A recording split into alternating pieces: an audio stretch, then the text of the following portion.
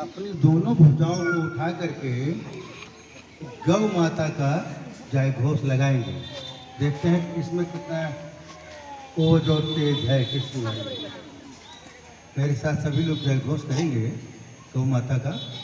गौ माता के, गौ माता के, गौ माता की, भारत माता की, भारत माता की, भारत माता की जय। बहुत सुंदर, बहुत सुंदर। बच्चों में बड़ा उत्साह है। अभी हम लोगों ने क्या बोला? गौ माता की। गाय कौन है? माता। ये सभी बच्चों को और बड़ों को पता है। गाय हमारी माता क्यों है? हैं? कौन बताएगा?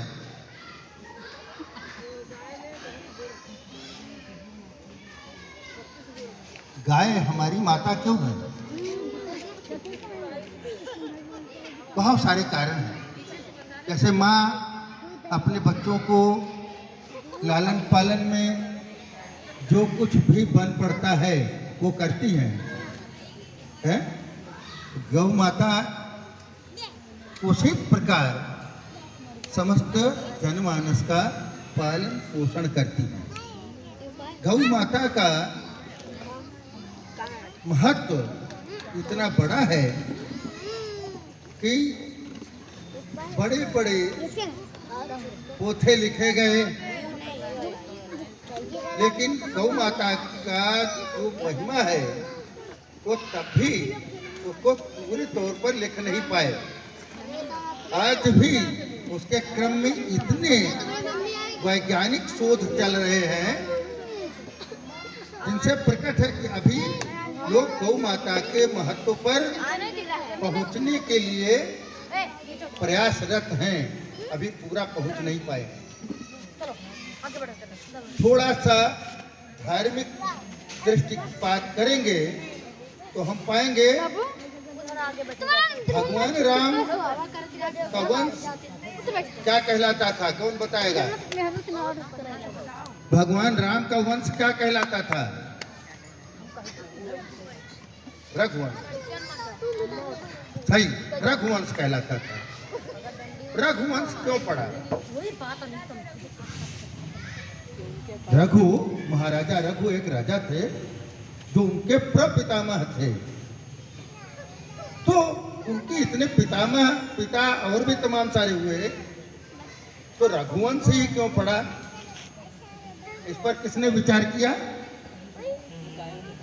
रघुवंश ऐसा क्यों पड़ा? इसके साथ गौ का महत्व सीधे सीधे से जुड़ा हुआ है। बहुत शॉर्ट में बताएंगे, बहुत लंबा बताना चाहेंगे तो फिर वो सारा इसी कहानी में बीत जाएगा। भगवान राम के प्रपितामह हुए हैं महाराजा दिलीप। महाराजा दिलीप, इसमें आवाज आ रही है?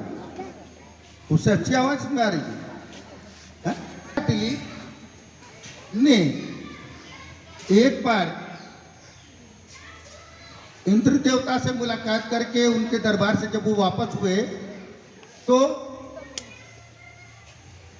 नंदिनी वहां पर उपस्थित थी, उनको प्रणाम नहीं किया और नंदिनी को यह अपना अपमान महसूस हुआ।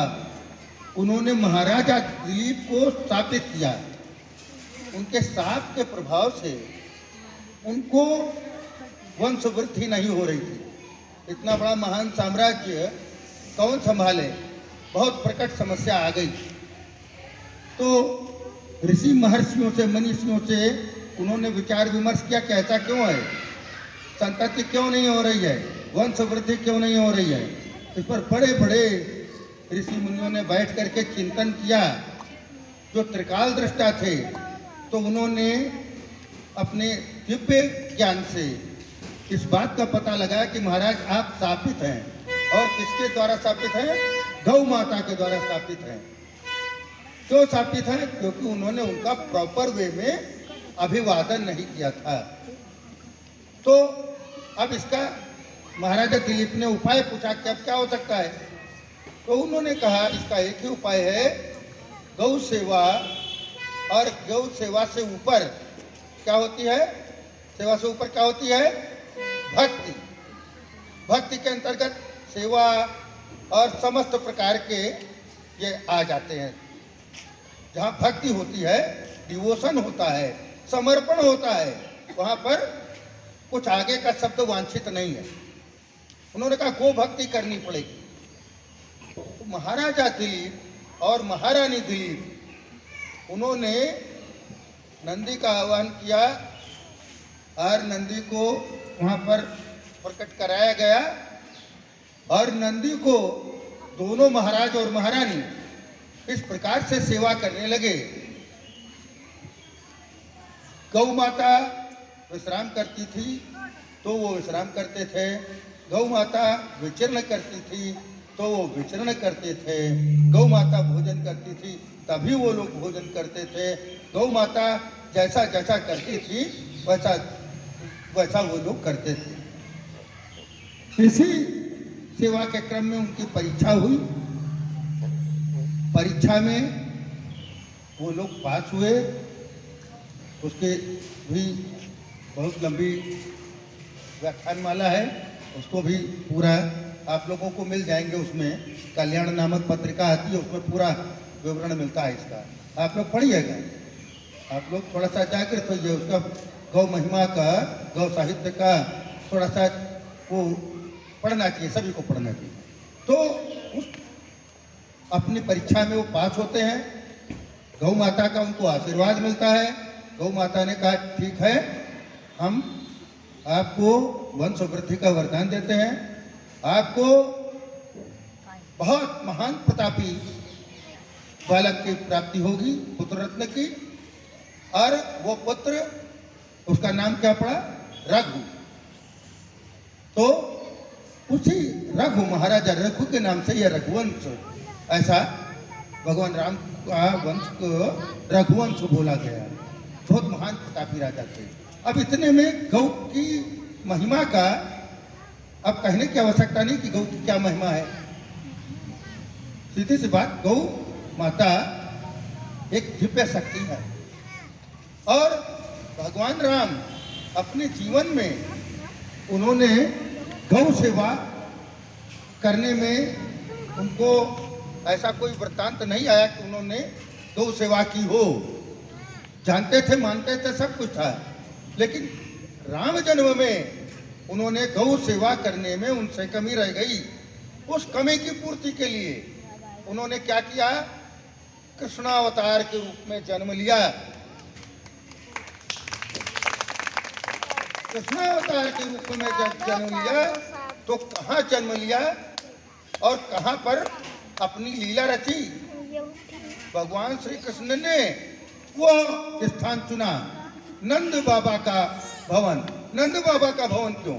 उस समय तो बड़े बड़े प्रतापी राजा थे, किसी के यहाँ हो सकते थे। नंद बाबा के यहाँ क्यों? नंद बाबा के यहाँ इसलिए कि वहाँ पर धरती की सबसे अधिक गौएं उस समय नंद बाबा के यहाँ ही थी। इसलिए उन्होंने अपनी इच्छा जाहिर की, जन्म लिया कारागार में, लेकिन रहने की इच्छा प्रकट की नंद बाबा के यहाँ। वहाँ पर गौवें चराई, गोपाल कहलाए। गौवें चराई, गोपाल कहलाए। गौपालक, गौपालक के रूप में उन्हें जन्म लिया। अब यहाँ पर गौ पालन की महिमा स्वतः प्रकट हो गई। गौ पालन हम करें, हमारे इष्ट देवताओं ने किया है, वो नाहक नहीं किया होगा। तो ये तो रही बात ये गौ माता की विशिष्ट स्थान की, जिसके कारण हमारे जो अवतार पुरुष हुए हैं उन्होंने भी गौ की महत्ता का वो करके और अपना जो लीला रचा उस हिसाब से उन्होंने उस लीला में गौ की सेवा, गौ की भक्ति और गौ पालन, इन सब में अपना विशिष्ट प्रकार से ध्यान दिया। अब ऐसा क्यों? क्या गौ माता में ऐसा है क्या? आप तो कहती गौ माता हमारे यहाँ आती है, बगल में कूड़ा पड़ा रहता है, खा जाती है? आपके यहाँ भी तमाम सारा बचा खुचा आप लोग निकालती हैं, गौ माता को दे देती हैं। कौन कौन अपने यहाँ का बचा खुचा और ये सब गाय गौ माता का देता है? जरा हाथ उठाएं। कौन कौन देता है? कोई नहीं देता है। गौ माता को अपने यहाँ का बचा खुचा कौन देता है? आप देती हो? अच्छा, और कौन देता है? सभी लोग। अच्छा, छिलके हिलके ये सब उठा के दे देते हैं। अच्छा, और घर की बनी ताजी रोटी कौन कौन देता है? अब ये बात गुड। गौ माता को कभी भी बचा खुचा या छीलन कतरन नहीं देते। गौ माता को क्या देते हैं? प्रथम ग्रास, जो अपने भोजन से पूर्व जैसे भगवान को भोग लगता है, उस दृष्टि से प्रथम ग्रास गोग्रास वो गौ माता को अर्पित करते हैं। किसी मनुष्य में इतनी हैसियत नहीं है कि गौ माता को कुछ दे सके। गौ माता ही मानव समाज को देती हैं। सभी को ये मालूम हो, जिनसे देवता भी प्रभावित रहे हैं, उनको मनुष्य क्या कर सकता है? उसकी कितनी वो है तो देगा। अपनी पूरी पवित्रता के साथ, जैसे आप लोग भगवान के भोजन के लिए भोग लगाने के लिए थाली निकालती हो, उनसे भी पूर्व गौ माता का गोग्रास, प्रथम ग्रास गोग्रास, उसको निकाल करके और गौ माता को आप लोग सादर अर्पित करें और अपने को गौरवान्वित अनुभव करें। ऐसा किसको किसको लगता है कि हमने गौ माता को ताजी रोटी खिलाई और हम बड़े श्रेष्ठ हैं? किसको किसको ऐसा अनुभव होता है?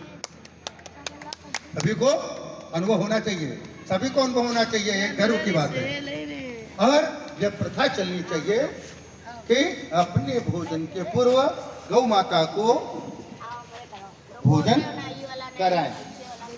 अब ये तो रही गौ माता के महत्व की बात, ये ऊपरी वाली। आंतरिक बात क्या है? वास्तविक बात क्या है? वास्तविकता में गौ माता इतनी महान शक्ति होने के बाद भी समाज की उदासीनता का, कर्तव्यपरायणता का अभाव होने के कारण, अवेयरनेस न होने के कारण, उनके अज्ञानता के कारण इतनी बड़ी महाशक्ति इस तरह से गली गली विचरती है और डंडे भी खाती है। कई लोग डंडा मार देते हैं, भागो नहीं मारेंगे, तो महापाप है ऐसा। वास्तव में क्या है? गौ माता इस देश का नहीं, इस भूमंडल का अर्थशास्त्र है। गौ माता इस धरती का, इस देश का नहीं, समस्त धरती का आयुर्वेद शास्त्र है, चलता फिरता चिकित्सालय है। गौ माता इस धरती का धर्मशास्त्र है। गौ माता इस धरती का कर्म शास्त्र है। गौ माता इस धरती का ज्योतिष शास्त्र है। और इतनी बड़ी महाशक्ति होने के कारण, उसके बाद भी सामाजिक उदासीनता के कारण और समाज के ही दुर्भाग्य के कारण आज क्या दशा हो गई है? पहले जो मनुष्य इतना निश्चिंत रहता था, आज बड़े बड़े धनी कोई निश्चिंत नहीं है, सभी चिंतित हैं। सभी ने गाय के नाम पर जर्सी पाल ली। जर्सी का दूध नहीं होता, जर्सी का दूध सफेद पानी होता है जो कैंसर का जनक होता है। अपने यहाँ देसी गौ माता, उनके पूजन का, उनकी सेवा का विधान है। 1-2 कैटेगरी का दूध हमको अपनी देसी गौ माता से मिलता है, जो स्वर्ण आच्छादित है। गौ माता जिनको ऊपर एक कुकुट होता है, एक ऊपर देखा होगा मंसल सा, तो वो सूर्य देव से किरणें लेकर के सूर्य केतु नाड़ी वहाँ पर होती है, जिससे गौ माता का दूध स्वर्णिम होता है और बहुत बड़े औषधि गुण युक्त होता है। ये अपने देसी गौ माता के दूध को ही दूध कहते हैं, दूध ही नहीं कहते हैं, क्या कहते हैं? अमृत कहते हैं। गौ माता, देसी गौ माता क्या देती है? अमृत देती है, दूध नहीं देती। जर्सी गौ क्या देती है? दूध नहीं देती, सफेद पानी देती है। उसका दूध नहीं, सफेद पानी नामक ये कैंसर का जनक है, उसको त्याग करने का है। देसी गौ माता का पालन करेंगे, गौ संरक्षण संवर्धन करेंगे, गौ माता का जो दूध अमृत तुल्य है वो समाज को मिलेगा। समाज का उससे इतना भला होगा कि बहुत सारी औषधियाँ जो वो जर्सी गाय का दूध पी करके और अपनी व्याधियाँ ओढ़ लेता है, उससे सभी से बचत होगी और शरीर स्वस्थ रहेगा। प्रसाद के रूप में गौ माता का जो A2 कैटेगरी का दुग्ध पान जो करेगा, उसका क्या हुआ, जो घी निकलेगा, घी का जो पान करेगा वो निश्चित रूप से स्वस्थ होगा। बहुत सारी चीज़ें जो दवा में, पानी में खर्च करता है, उसकी समस्त उसकी बचत होगी। गौ माता के अंग प्रत्यंग में आशीर्वाद और चिकित्सा का खजाना भरा पड़ा हुआ है। गौ माता के शरीर में आप हाथ फेरिए, आपको कितना भी बड़ा high blood pressure, low blood pressure है, प्रतिदिन आप गौ माता के शरीर पर अगर 10 मिनट अपनी हथेलियों को